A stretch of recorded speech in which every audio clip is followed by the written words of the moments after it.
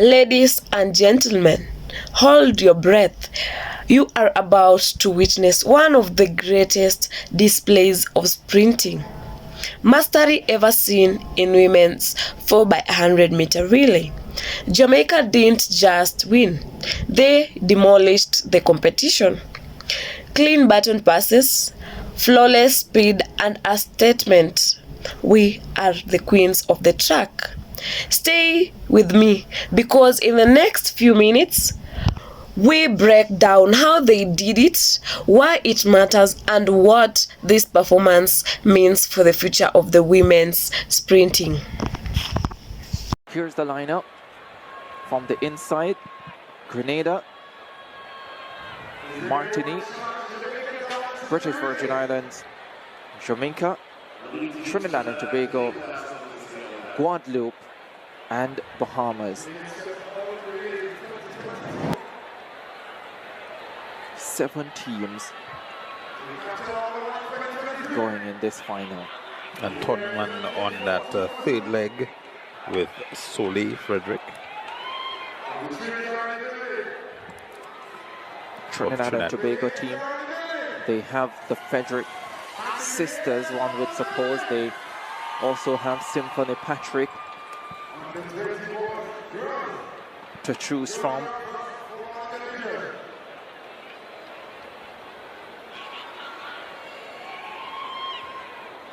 Khadija Pickering, I think, maybe leading off for them. Jamaica being led off by Habiba Harris, the 12.95 sprint hurdler, takes the opening leg for the Jamaicans. They are expected to have a fine team. Tiana Lee Terrelong, Sabrina Dockery, Shania Douglas possibly in their lineup as well. Guadeloupe.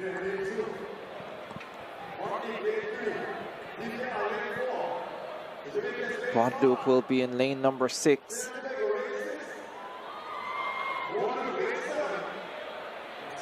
They have, you see on your screen there, will be leading off for Trinidad and Tobago. The Frederick twins will go second and third.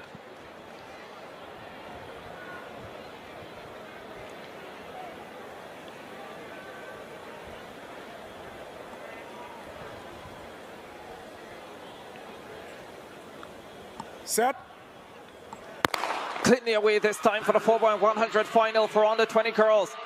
Trinidad and Tobago up well with Symphony Patrick. Abiba Harris runs a good first leg for the Jamaicans as well. The Jamaicans change safe and first. Tiana Lee Terrelong, the 100 silver medalist, goes flying by Frederick. Jamaica ahead of Trinidad and Tobago. Here's the change for the Jamaicans. Soleil Frederick on the third leg for Trinidad and Tobago, but it's Jamaica with the advantage. This is where the battle is expected to be. Here's the final change. Jamaica ahead of TNT. Down the home stretch they come. Trinidad and Tobago trying to close, but the Jamaicans pull away through Shania Douglas. 43-61. Another terrific performance by the black, green and gold. That's 3 in a row in the relays. They are on course for another sweep at the Caribbean Games. They swept the 1500s yesterday, and they are very much on course in the 4x100s. Pickering taking home Trinidad and Tobago to a well-deserved silver medal. Trinidad and Tobago, and of course the ladies from the Bahamas in second and third. Trinidad and Tobago 44. Welcome back once again. To truly appreciate what Jamaica just did, we need context. Over recent years, Jamaica has been a powerhouse in women's sprints.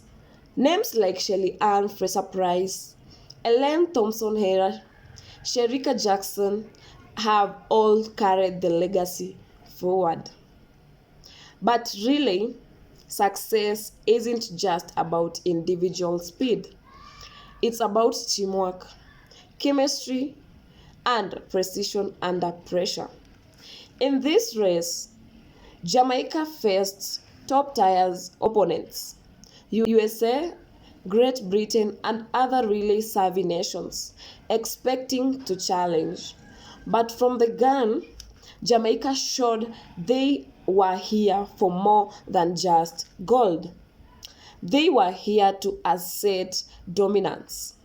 Here is the lineup. 4 speed machines, each with a roll. Each handoff timed down to milliseconds. Each stride executed with intent. Let's get into the race itself. First leg, an explosive start out of the blocks. Jamaica's fast runner hit the acceleration phase with power. Quick reaching top end speed, closing in on other teams. You see early separation, but no panic. The baton slides into the next runner's hand. Momentum preserved. Second leg. This is where things rushed up. The curve maintaining tight lanes while pushing speed. Jamaica's runner leans into the turn using stride efficiency, not overstriding. Other teams fight for position, but Jamaica stays composed. Second to third handoff, always a critical moment. This exchange is often where relays lose it, but Jamaica's handoff is sharp. The outgoing runner times her start for perfection. No wasted acceleration. Third leg, full throttle. Jamaica extends the lead here. The runner grasps the baton, relaxed arms, under maximum effort, still in control. Final handoff to the anchors. Perhaps the most dramatic moment, the baton passes in the zone. The anchor takes off, no hesitation. Anchor leg. This is where they sealed it. The final sprinter brings everything. Leg turnover, posture, maintaining composure even when fatigue kicks in. The field fades behind. That's how you finish a relay. Jamaica crosses the line, emphatic, not just a win, but a statement. Let's dig deeper into why this performance stands out. The baton exchanges, these were textbooks. The baton never slowed significantly. The outgoing runners were timed so precisely that the exchange zone became a blur. Jamaica's passes eliminated dead moment. The fraction of time the baton is in hand over rather than being carried at full speed. The curve execution and lane control was perfect. In the curved section, leg 2 and 3, Jamaica's runners hugged the lane, minimizing lateral movement. That saves distance and energy. Their body lean was efficient, not exaggerated. The stride mechanics, even under fatigue, their stride length and turnover remained consistent. Watch the arms. Tight, not wild. Torso upright but slightly forward. Knees high but not overextended. The psychological composure. They never looked panicked, even if another team challenged them mid-race. That calm under pressure is part practice, part culture. They trusted their training and each other. The depth of talent, a relay is only as strong as its weakest link. Jamaica's roster wasn't just stars.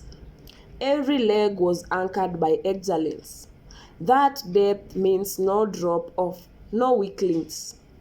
That combination, speed, execution, trust, is what defines a dominant relay performance. How does this stack up historically? Where does it place Jamaica in the pantheon of great relays?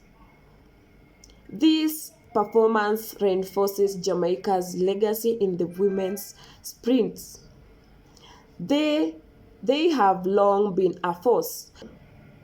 To dominate so thoroughly sends a message to the rest of the world. It also raises the bar. Other nations must not only match speed, but work harder on baton chemistry and mental resilience. For the athletes themselves, this is a legacy, defining moment for both the veterans and the rising stars. It shows that even as the legends age, Jamaica has talent ready to carry on the torch. Also, from a strategic perspective, these performance stresses that investing in relay-specific practice pays off. It's not enough to have fast individuals. The relay is a team event in the truest sense. Going forward, we will see analysis of split times, comparison with world record holders and relays in other championships. But this race will be one people return to as a benchmark of how dominant a relay can be. So that's it. Jamaica didn't just win. They annihilated